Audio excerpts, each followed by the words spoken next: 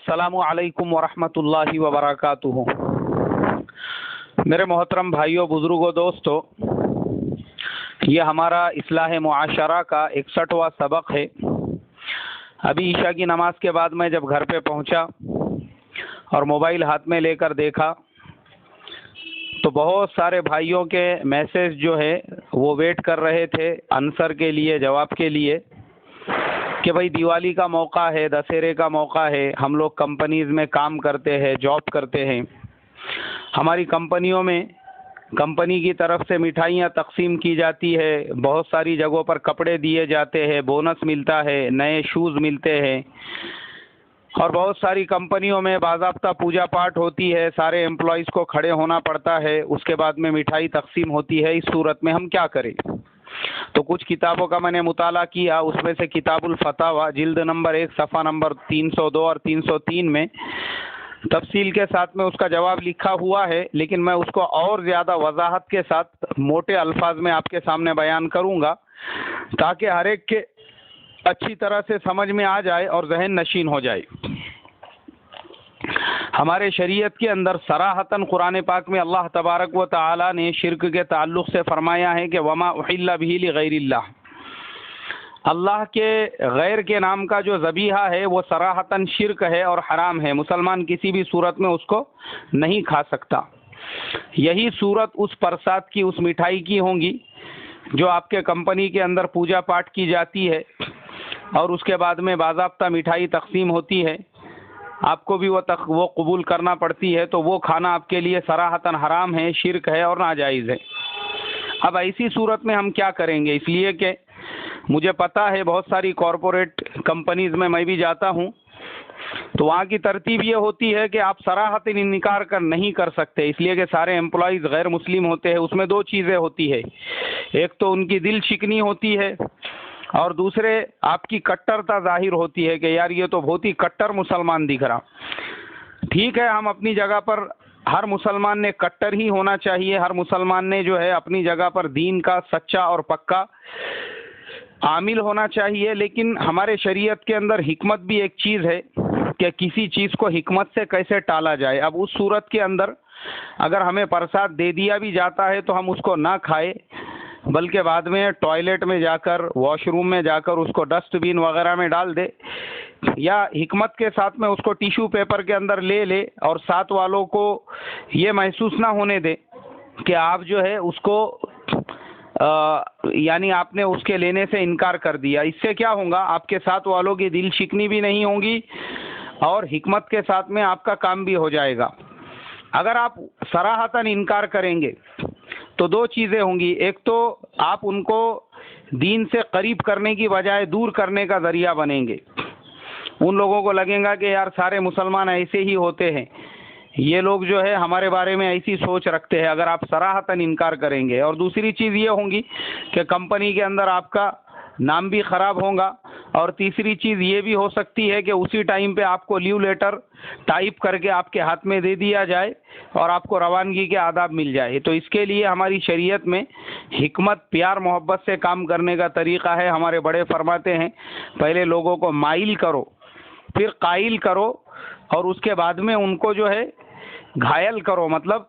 پہلے دین کے لائن سے ان کو مائل کرو، اس کے بعد ہماری جو بات ہے اسلام کی اس کا قائل کرو کہ ہاں بالکل اسلام ہی صحیح ہے، اور بعد میں ان کو ایسا کرو کہ وہ خود اسلام اور ایمان کو قبول کرنے والے بن جائے۔ تو یہ ہے حکمت سے کام کرنے کا طریقہ۔ دوسری چیز یہ ہوتی ہے کہ کمپنی کے اندر بعض اوقات جو مٹھائی تقسیم ہوتی ہے وہ ڈائریکٹ مٹھائی کی دکان پہ آرڈر دیا ہوتا ہے کہ بھائی ہمارے کمپنی کے اندر 100 امپلائیز ہے، 150 امپلائیز ہے، 500 امپلائیز ہے، اور 500 باکس جو ہے آپ مٹھائی کے وہ کمپنی میں بھیج دیجئے۔ تو وہ ڈائریکٹ مٹھائی کی دکان سے کمپنی میں پہنچتے ہیں، جس کے اوپر کوئی پوجا پاٹ نہیں کی جاتی ہے، وہ آپ کے لیے لینا بھی جائز ہے، اس کا استعمال کرنا بھی جائز ہے، اس کو کھانا بھی آپ کے لیے جائز ہے۔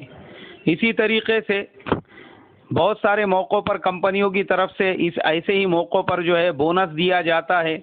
وہ بونس بھی آپ کے لیے لینا جائز ہے کیونکہ وہ آپ کا محنتانہ ہے۔ کمپنی کی طرف سے نئے کپڑے دیے جاتے ہیں، شوز دیے جاتے ہیں، یہ تمام چیزیں آپ کے لیے جائز اور حلال ہے، اس لیے کہ یہ آپ کے محنت کا معاوضہ ہے۔ لیکن جو چیز بت کے سامنے رکھ کر آپ کو دی جا رہی ہے وہ آپ کے لیے شرک ہے. بس اس سے آپ کو پرہیز کرنا ہے, اس سے آپ کو احتراز کرنا ہے کہ کوئی چیز ایسی آپ کے استعمال میں نہ آ جائے جو غیر اللہ کے سامنے پوجا پاٹ کر کے آپ کو دی جا رہی ہے. اس کے علاوہ جو بھی آپ کو کمپنی کی طرف سے دیا جا رہا ہے وہ آپ کے لیے بالکل جائز ہے. اس لیے کہ غیر لوگوں کا نیا سال بھی جو ہے اسی ٹائم سے شروع ہوتا ہے, تو اس اعتبار سے ان کی بہت ساری ترتیبیں, بہت سارے حساب کتاب اور بہت ساری چیزیں ہوتی ہے, اور اسی اعتبار سے وہ اپنے امپلائیز میں بونس وغیرہ بھی تقسیم کرتے ہیں, نئے کپڑے بھی تقسیم کرتے ہیں. ایسی بہت سی چیزیں ہوتی ہے. تو ہم پیار سے, محبت سے, حکمت سے کام کریں, اس لیے کہ ہمارا جو مذہب ہے وہ دوسروں کی طرح سے نفرت پھیلانے والا مذہب نہیں ہے کہ جانوروں کے نام سے نفرت پھیلاؤ اور دوسرے ناموں سے نفرت پھیلاؤ, بلکہ ہمارا مذہب تو دیکھو پیار والا ہے, محبت والا ہے, حکمت والا ہے. اور ہمارے پیارے نبی صلی اللہ علیہ وسلم نے پوری دنیا میں جو دین کو عام کیا وہ نفرت کے راستے سے نہیں بلکہ پیار کے, محبت کے, حکمت کے راستے سے. اور وہی آپ کی سیرت میں ہم کو ملیں گا. آپ نے مشرکین مکہ کو بھی قریب کر کے لے کر چلے, ان کی دعوتوں کو بھی قبول کیا, ان کے گھروں پہ کھانا بھی کھایا. مدینہ جب پہنچے تو یہودیوں کا اتنا خیال رکھا کہ آپ صلی اللہ علیہ وسلم ابتدا میں مسجد اقصیٰ کی طرف چہرہ کر کے نماز پڑھا کرتے تھے, اور یہودیوں کا آپ نے اتنا خیال رکھا, ان کے ساتھ اتنا پیار بھرا معاملہ کیا کہ یہودیوں کی دعوتوں میں شریک ہوتے تھے, ان کے گھر پہ کھانا بھی کھاتے تھے. اور ایک یہودی لڑکا تو آپ صلی اللہ علیہ وسلم کا خادم خاص تھا. پھر آپ کو جب پتہ چلا کہ منافقین کی جماعت ہے تو آپ نے منافقین کا بھی اتنا خیال رکھا, ان کے ساتھ میں بھی پیار, محبت اور حکمت کا ایسا معاملہ رکھا کہ منافقین کا جو سردار تھا عبداللہ ابن ابی ابن سلول, اس کے مرنے کے بعد جب اس نے وصیت کی تھی کہ میرا غسل آپ دے, مجھے کفن آپ صلی اللہ علیہ وسلم پہنائے, مجھے قبر میں ہی بھی آپ صلی اللہ علیہ وسلم لٹائے,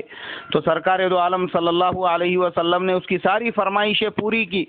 جس کی وجہ سے بعض صحابہ ناراض بھی ہوئے, حضرت عمر فاروق رضی اللہ تعالیٰ عنہ جیسے. لیکن پھر بھی آپ صلی اللہ علیہ وسلم نے اس کی نماز جنازہ پڑھا کر, اس کو غسل دے کر, کفن پہنا کر قبر تک پہنچایا اور قبر میں لٹایا.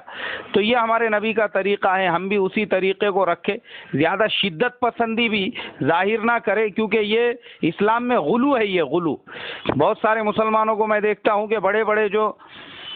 ایسے بہت سارے معاملات ہوتے ہیں وہ